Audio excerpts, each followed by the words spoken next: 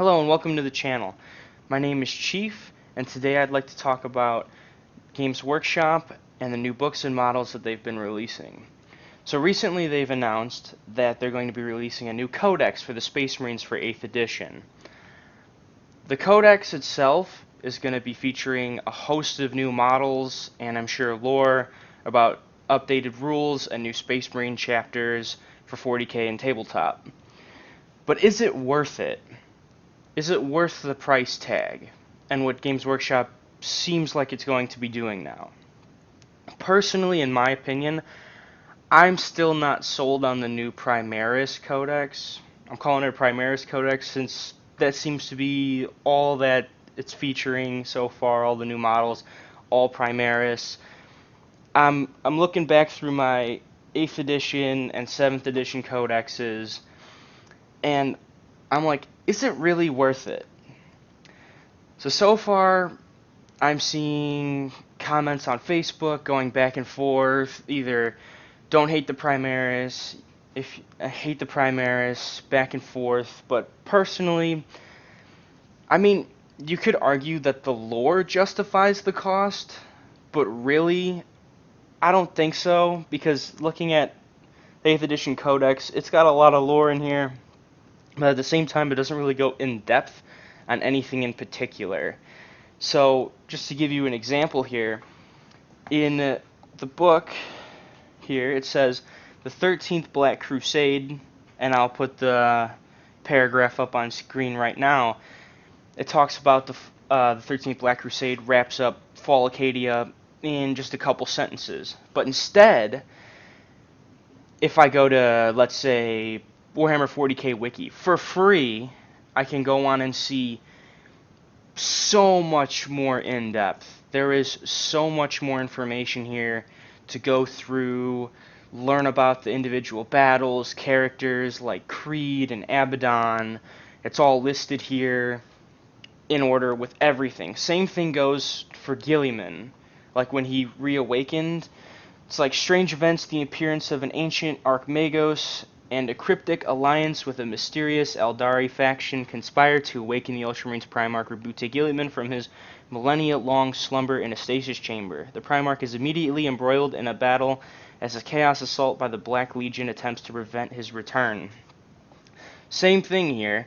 It just barely touches on it, and it doesn't go too in-depth.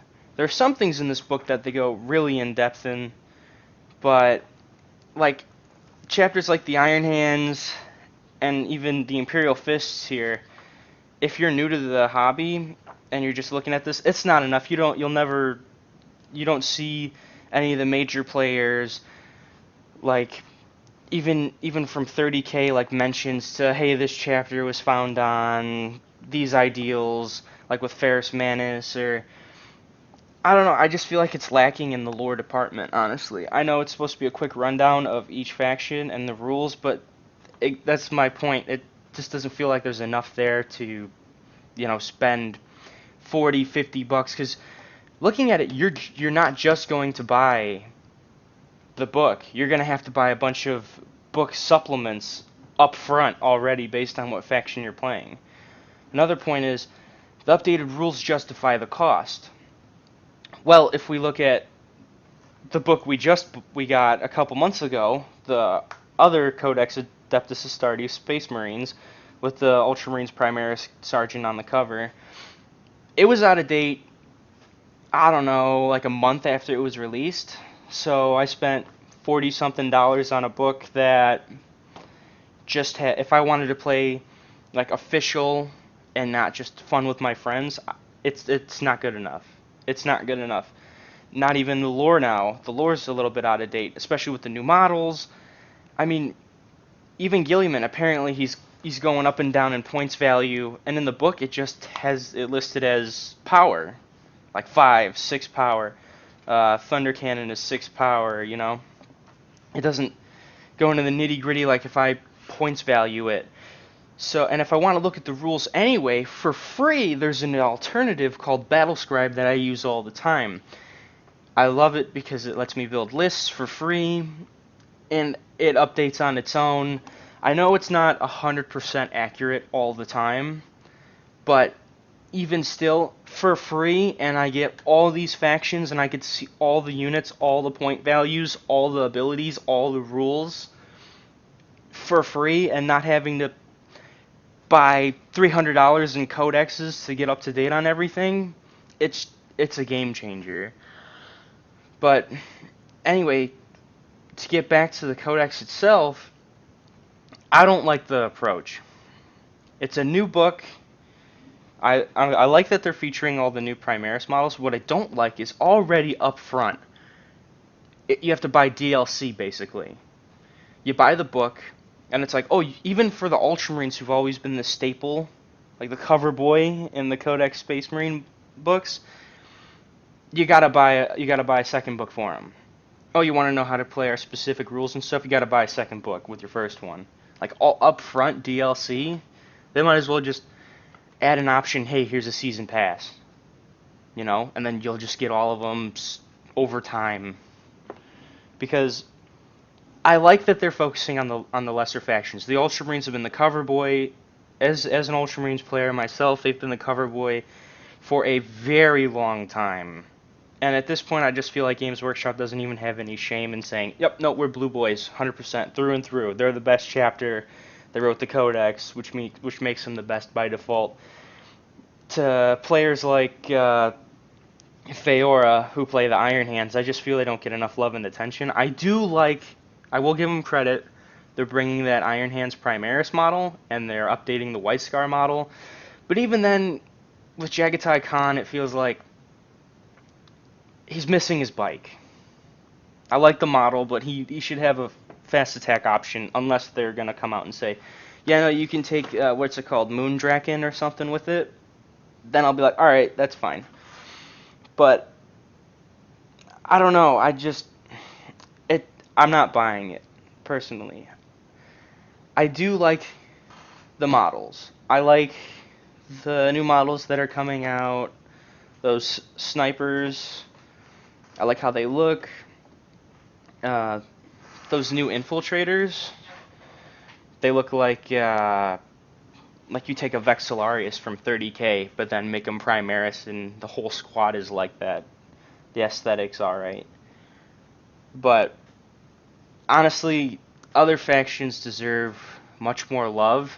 I mean, even the Impulsor, it's supposed to be a Primaris dedicated transport they just announced.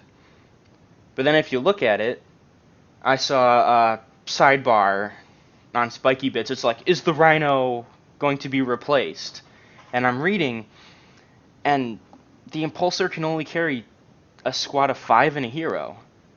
It's a dedicated transport, but can only take 6 guys. So the Repulsor is this crazy armored Primaris Land Raider, you could say, that carries 5 Primaris. And now we get a dedicated transport for Primaris, but instead of 10, like we expect, like Space Marines with the Rhino, it's like 6. Not to mention, personally, I don't like the whole stubber thing. I would much rather take heavy bolters. And the new Warsuit, I'm iffy on it, because I like the look of the Dreadnought. It's a hero that has fought for hundreds of years, and he's a true veteran of the chapter, and he's fallen, and the only way they could save him is if they threw him in a Dreadnought. Now he's this armored, elite vehicle walking around the battlefield, tearing stuff up like he did 100 years ago. But now it's like, oh, we can just hop in the Warsuit and, walk up and down the street, shred people. I don't like the roll cage. I would appreciate it more if they added a armored cover to the front of it. Armored it up, like made it look like an actual Dreadnought, but then just say, oh, the hatch can open up, he can hop out.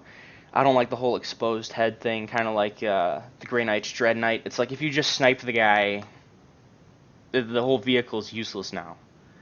But anyway, those are my thoughts on the new Primaris models and the new Codex. I don't think it's worth it, especially with all the alternative options we have. But let me know what you think in the comments. Do you like the new Primaris Codexes? Do you want to see more? Do you like the new models? What about it has influenced your decision into buying it? And thanks for listening to me through my little rant, and I'll catch you guys later.